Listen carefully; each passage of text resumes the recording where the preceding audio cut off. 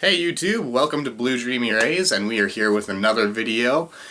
Today we're doing something that's not a review. We are actually looking at a Blu Ray collection update for the month of February 2016. So, I'm not going to waste too much time. I'm going to jump right into it, because I have quite a few movies to go through. It's not as big as some of the YouTubers on YouTube who have like 40 Blu-rays every month. Pardon me, I probably shouldn't do that on a video, but I did because I don't care. But it's pretty big. I don't know, how many are there? There's 6, 9, 13. So 13's a pretty good number, I think. Can't complain. What the hell. So, for the ones I've seen, I'm going to talk to you a bit about them, give you my brief opinion. A lot of the ones on here that I've seen I've reviewed, so you can check out my individual reviews for them. And if I haven't seen it, then I'll give you my brief description as to why I got it, why I'm excited to watch it. So the first one we got is actually a Wes Anderson film. It is The Grand Budapest Hotel. So I have heard so many good things about this movie. Like, seriously, I've heard a ton. I've heard that I've heard a lot of things. And that being said, I still don't even know myself what kind of a movie it is. Although when I say I've heard a lot of things, I really only mean I've heard a lot of good things. I haven't actually heard any specific details. I don't know if this is a comedy or if it's a drama or what the hell it is, but I don't really care. I'm excited to find out, and that's all that matters. So, the Grand Budapest Hotel. I'm really excited to watch it. I've heard crazy things about Wes Anderson. He's supposed to be a visionary of our generation, and he's done a lot of film, but a lot of artistic film. And I love stuff that's really artsy and that has a whole bunch of really artistic shots and angles and all that. Really looking forward to watching this. I can't wait to watch The Grand Budapest Hotel. Whatever it's about, I don't know. So that's why I got it. Next up we got Forrest Gump, and I got this one because it's one of my favorite movies. Maybe not my top like 20, 25, but it's definitely in the top 50. Such a good movie. I love movies that show a character's whole life and their progression through their life, and this is probably one of the best that does that. If you don't know, it's about a guy who has some disabilities, and he grows up, and he goes on to do great things, like a lot of really great things. Yeah, and it's a captivating, heart-wrenching story. It's awesome, and I love it. It's one of the best. I love Forrest Gump. I don't know anybody who doesn't like Forrest Gump. I know people who aren't crazy about it, but nobody who doesn't like it. Yeah, just a phenomenal movie. Some of the stuff in there is kind of corny, but it's just, you gotta love it. It's got this charm to it. It's very well directed, very well acted, very well everything. And of course, I can't complain when a movie has Vietnam in it, because that is my favorite genre of movie, is Vietnam War. And I'm going to do a video on those too, but that's for later. Next one we got is Dazed and Confused. So this is the stoner coming out in me. I actually haven't seen this movie, but I really am looking forward to. I mean, my friend recommended it to me. He says that it's hilarious and he loves it, and yeah, I can't wait to watch Dazed and Confused. It's supposed to be really funny. I'm not a big comedy guy. I'm kind of dark and depressed, so I like to watch really dark, cringy stuff, but I'm down for a comedy, especially if it has a whole bunch of pot references and everything, then hallelujah. But yeah, you know, I love Matthew McConaughey. Ben Affleck's pretty good. Can't complain. Yeah, don't have much to say about this one. I don't know what it's about.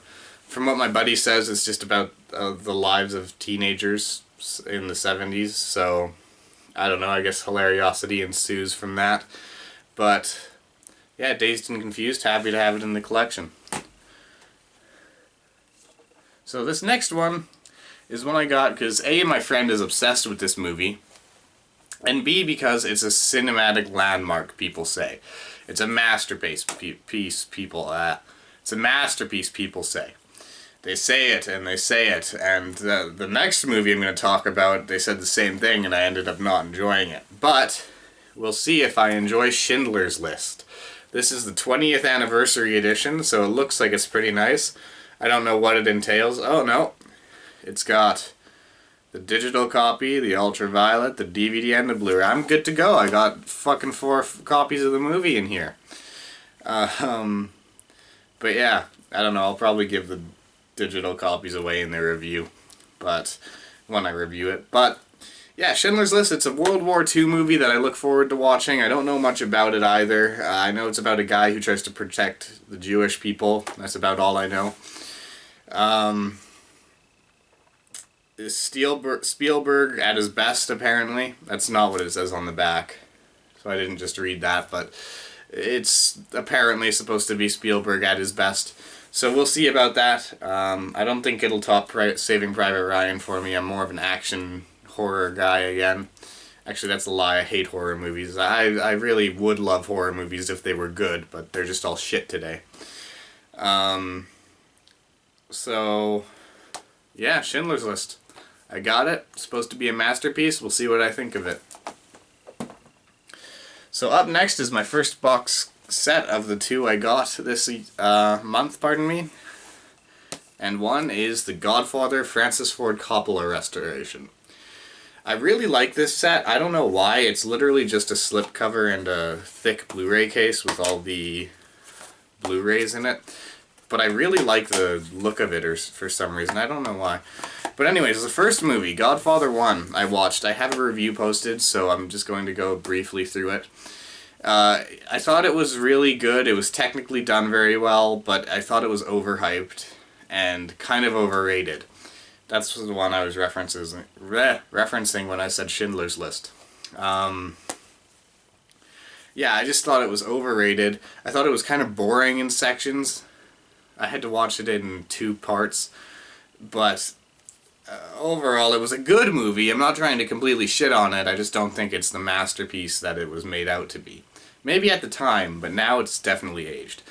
Part 2, I'm excited to see what they do with it. It's supposed to be a prequel and a sequel at the same time. Really intrigued to see that. And yeah, Part 3, I've heard is shit, but I'm still going to watch it. Expect reviews for those 2 and all of these movies up on my channel in the near future. Next one we got is the Christopher Nolan box set. And before I get into this, I'm going to check to make sure I'm still recording really quick. So please forgive me. Yeah, we're good. Last time I was shooting this video, the camera cut off halfway through, and now I'm having to redo it, so I was pretty pissed. So I've reviewed all of these movies on my channel, so I'm gonna go through these super quick. If you want more detail, then again, check out my channel, please. And I will give you my in-depth thoughts of them there. So the first one we got is Insomnia. Out of the set and out of Christopher Nolan's that I've seen so far, I still haven't seen a Prestige or Interstellar, or his following one. I'm not gonna seek that out though. But of the ones I've seen, so the ones in this set, this is my least favorite. It's a thriller, but it's just kind of a meh thriller. It's about a FBI, or an LAPD, pardon me, agent who comes up to Alaska to help solve a murder, and I don't know. It's convoluted, and the chemistry between the 2 lead characters isn't that great.